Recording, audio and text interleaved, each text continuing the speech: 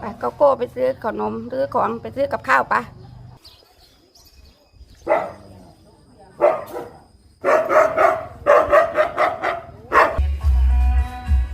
ไปรอเบิ้งสิมีหยังบ้าง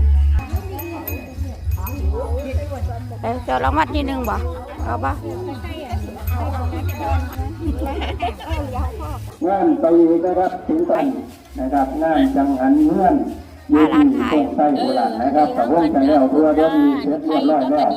ขอเชิญพี่น้องนะครับมา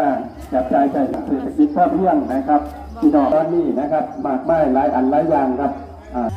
กินบ้างนะครับ